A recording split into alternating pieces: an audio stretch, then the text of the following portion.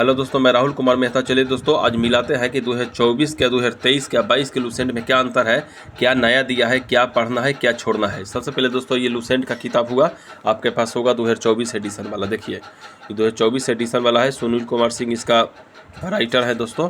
ये देखिए 24 एडिशन वाला लूसेंट, देखिए 2024 एडिशन आपको दिखाई दे रहा होगा। 280 रुपये इसका दाम था। अब आइए दोस्तों, हम चलते हैं सीधा चैप्टर पर। चैप्टर दोस्तों देखिए, ये रहा आपका इतिहास। अब इतिहास में दोस्तों देखिए, इसको जो है ना, इस पॉइंट को पूरा, इस पॉइंट को आपको बारीकी से पढ़ना है, क्योंकि उस पॉइंट में दोस्तों कुछ बहुत अच्छा चीज़ दिया है कि देश का नाम के बारे में दिया है, तो इसको आपको पढ़ना है अच्छा से।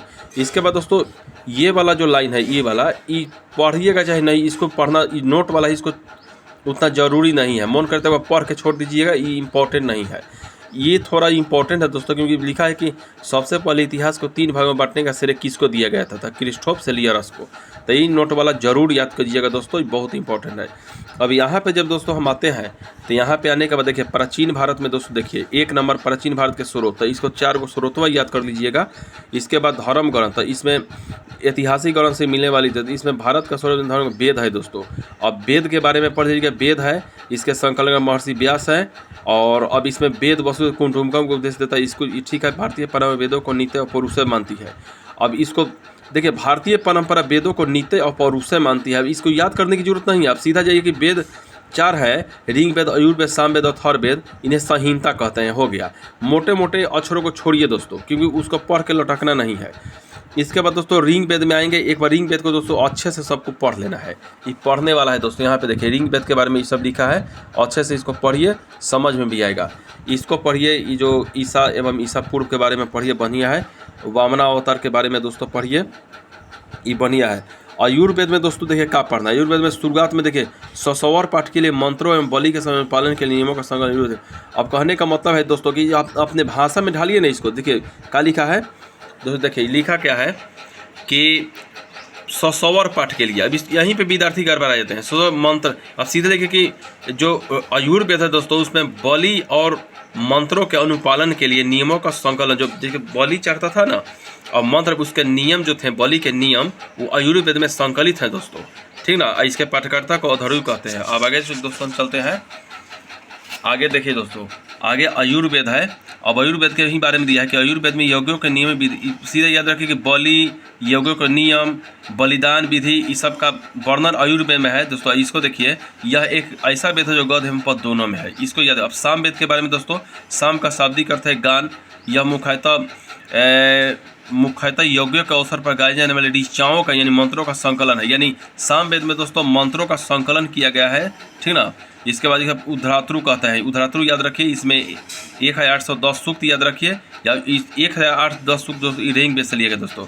इसे भारतीय संगीत का जनक कहते हैं। आयुर्वेद सामवेद में किसी भी विशेष ऐतिहासिक घटना का वर्णन नहीं है, ठीक है दोस्तों। अब दोस्तों देखिए, अथर्ववेद में कहा है कि पहले वाला जो लाइन दिया है, ये इसको आप ध्यान से पढ़ लीजिए। ऐतिहासिक दृष्टि का इसको भी पढ़िए। इसको देखिए, अब एक के बारे में आप इसको याद रखिए दोस्तों ना, ये 2 को पढ़ करके एक याद रखिए कि अथर्ववेद में गृह निर्माण, कृषि, व्यापारिक, रोग निवारण, तंत्र मंत्र, जादू टोना, ये सब का उल्लेख है। इसके बाद यहाँ पे आइएगा दोस्तों, तो अथर्ववेद में परीक्षित को कुरुओं का राजा कहा गया है। यहाँ पे सभा समिति को पर्याय 2 पुत्रियाँ कहा गया है। वेदों को भली भांति समझने के 6 वेदांग, यहाँ पे इसको पढ़ना जरूरी उतना नहीं है दोस्त। देखिए ये जो है ना, ये नीचा वाला, वेदों की भी कई शाखाएं हैं, इसको पढ़ना जरूरी नहीं हम समझते हैं, इसको मत पढ़िएगा। देखिए ये है, ये सब बेकार है, इसलिए विद्यार्थी पढ़ता है तो औंघाने लगता है सब, इसको मन ही पढ़ना है। अब इसको नोट वाला पढ़ लीजिएगा एक बार।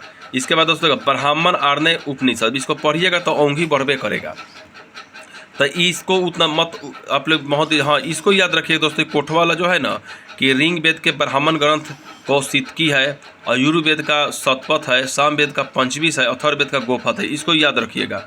इसके बाद दोस्तों नीचे आइएगा, तो नीचे इंपॉर्टेंट याद, जैसे देखिए दोस्तों, इन ब्राह्मण ग्रंथों पर इसको मत याद कीजिएगा। ये सब शतपथ में कौशल, ये सब याद कर। देखिए वैदिक में ऋग्वेद के बाद इसको याद कीजिएगा कि ऋग्वेद के बाद किस ब्राह्मण ग्रंथ आता है, तो शतपथ ब्राह्मण ग्रंथ आता है। फिर आर्य, इसको मत याद कीजिएगा, लास्ट वाला को, ये सब याद करने वाला नहीं है दोस्तों। आगे चलिए दोस्तों, उपनिषदों की संख्या 108 है, ये तो याद करना ही है। अब जैसे यहाँ पे दिया है दोस्तों कि यहाँ पे सब याद करना है, जैसे ये इसके बाद ब्राह्मण में इसको भी इस सब याद कीजिएगा, ये इंपॉर्टेंट है। इसके बाद देखिए वेदांग सूत्र में क्या याद करना है, तो वेदांग सूत्र देखो वेदों को भी भली भांति समझने के लिए 6 वेदांग की रचना हुई है, बहुत बढ़िया है। ये 6 वेदांगों खाली रख लीजिएगा कि शिक्षा, कलप, व्याकरण, निरुक्त तथा छंद हो गया। इसको याद करने की जरूरत इसमें नहीं है। अब यहाँ पे आइए, वैदिक साहित्य को अक्षुण्ण बनाने के लिए 6 वेदांग की रचना हुई है, इसको अब छोड़ दीजिएगा आप लोग। प्रमुख सूत्रकार गौतम, अब देखिए ये गौतम धर्म सूत्र यह है, तो इसको ठीक है गौतम आप तो बस इम्पोर्टेंट नहीं है, लेकिन लास्ट में जो है ना दोस्तों कि सूत्रों में गौतम धर्म सूत्र सबसे प्राचीन है, इसको आप लोग याद कर लीजिएगा। यही सब कुछ इंपॉर्टेंट दोस्तों याद करना होता है। आगे दोस्तों पुराण है, तो पुराण के बारे में दोस्तों देखिए ये सबसे पहले याद रखिएगा कोटवाला कि विष्णु पुराण मौर्य वंश से, मत्स्य पुराण, वायु पुराण गुप्त वंश से। अब इसके बाद दोस्तों यहाँ पे है कि भारतीय परंपरा, एक बार इसको पढ़ लीजिएगा, जो है ना ये इसको एक बार पढ़ लीजिएगा। इसी तरह आपके जैसे 18 पुराण है जिसमें मत्स्य, वायु, विष्णु, ब्राह्मण, भागवत में राजवंश इंपॉर्टेंट है दोस्तों। पुराणों का रचयिता देख लीजिएगा, ये सब नोट वाला हो याद कर लीजिएगा। इसके बाद दोस्तों अधिकतर पुराण सरल संस्कृत श्लोक में लिखे गए हैं, इसलिए इंपॉर्टेंट को पढ़िएगा। इसके बाद दोस्तों यहाँ से जितना ही सब पढ़ने वाला है दोस्तों, देखिए सब पढ़ने वाला है, बहुत मोस्ट इंपॉर्टेंट है, इसको छोड़ना बिल्कुल नहीं है दोस्तों। इसके बाद दोस्तों चलिए अष्टाध्यायी के बारे में पढ़िएगा, नोट में भी पढ़िएगा। लेकिन दोस्तों देखिए यहाँ पे इसको जो है ना ई वाला छोड़ दीजिएगा, ई वाला इंपॉर्टेंट नहीं है, ई वाला इंपॉर्टेंट नहीं है। इसके बाद दोस्तों पतंजलि पुष्प से ये इंपॉर्टेंट है दोस्तों, ये इसको याद कीजिएगा दोस्तों। तो चलिए दोस्तों यहाँ पे आज हम आपको बताएं अब लेखक के बारे में दोस्तों क्या करना है। तो लेखक के बारे में देखिए ये विदेशी यात्रियों की बहुत इंपॉर्टेंट, जैसे देखिए टेसियस के बारे में हल्का जानकारी लेकर के कुछ याद रखना है। जैसे देखिए टेसियस यह ईरान का राजवय था, भारत के संबंध में इसका विवरण आश्चर्य कहानी से परिपूर्ण का, यानी टेसियस दोस्तों ईरान का राजवय था, ये आपको याद होना चाहिए, ठीक ना। अब हेरोडोटस के बारे में इतिहास का पिता कहते हैं इसे, बस।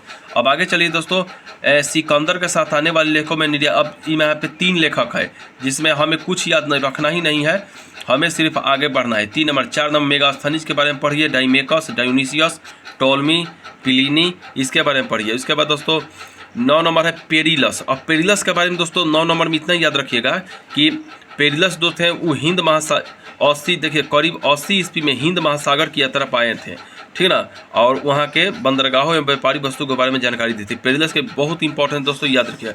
चीनी यात्री के बारे में दोस्तों फाहियान के बारे में याद रखिए, और संयुग के बारे में याद रखने की जरूरत नहीं है दोस्तों। 2 नंबर छोड़ दीजिए, एक के बाद चलिए 3 नंबर में। 3 नंबर इंपॉर्टेंट है दोस्तों, और 3 नंबर के बाद दोस्तों आगे चलते हैं।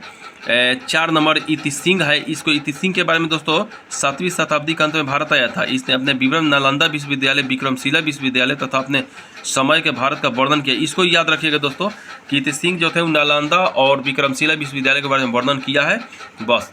अब अलबरूनी के बारे में आप एक बार पढ़ लीजिएगा, इब्न बतूता के बारे में पढ़ लीजिएगा। उसके बाद दोस्तों तारानाथ एवं मार्को पोलो के बारे में एक बार थोड़ा सा पढ़ लीजिएगा। अब आइए दोस्तों यहाँ पे देखिए पुरातत्व संबंधी साक्ष्य मिलने वाली जानकारी, जिससे यहाँ पे देखिए दोस्तों यहाँ पे है भारतीय पुरातत्व शास्त्र का पितामह किसे का सर अलेक्जेंडर कनिंघम कहते हैं। तो 1 नंबर इसको याद रखिएगा दोस्तों। इसके बाद दोस्तों सीधा यहाँ पे ई नहीं पढ़ना है, इसको छोड़िए और सीधा यहाँ पे 1400 ईस्वी इसको पढ़ लीजिएगा एक बार बढ़िया से। इसके बाद दोस्तों मध्य भारत में भागवत धर्म विकसित होने का प्रमाण यवन हॉलीवुड के बेस नगर, इसको एक बार पढ़िएगा, इसमें से इंपॉर्टेंट निकालना है दोस्तों।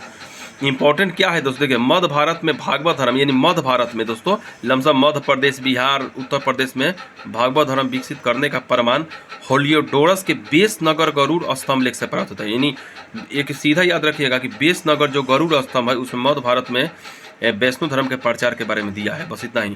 सर्वप्रथम दोस्तों भारतवर्ष का जिक्र याद कीजिएगा, दुर्भिक्ष का जानकारी सह गौरव अभिलेख, इसको इम्पोर्टेंट इतना नहीं है। यहाँ पर यह कि सर्वप्रथम भारत में होने वाले हुन आक्रमण की जानकारी भीतरी स्तंभ लेख से, बहुत बढ़िया, इसको याद कीजिए। इसको सती प्रथा, सातवाहन राजाओं, रेशम बुनकर, इसको कश्मीर के, इसको याद कीजिए, इसको याद कीजिए, ठीक ना। इसके बाद हम चलेंगे सीधा दोस्तों आइए यहाँ पे जब हम आते हैं दोस्तों तो आहत सिक्के के बारे में दिया गया है। और सर्वप्रथम सिक्कों पे बहुत इंपॉर्टेंट, इस चार्ट पूरा याद कर लीजिएगा दोस्तों।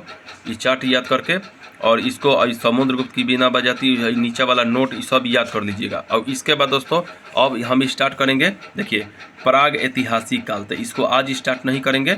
इसको अगर आपको ये वीडियो मेरा बढ़िया लगे तब बोलिएगा दोस्तों, हम प्राग ऐतिहासिक काल से कल से आपको यहाँ से बताएंगे क्या इंपॉर्टेंट है क्या इंपॉर्टेंट नहीं है।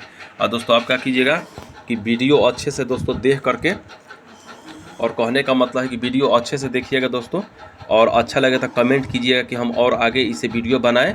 और आप लोग वीडियो अच्छे से देख के बार बार और उतना अपना टिक मार लीजिएगा लूसेंट में, ताकि आप उसको अच्छे से याद कर सकें। जय हिंद, जय भारत।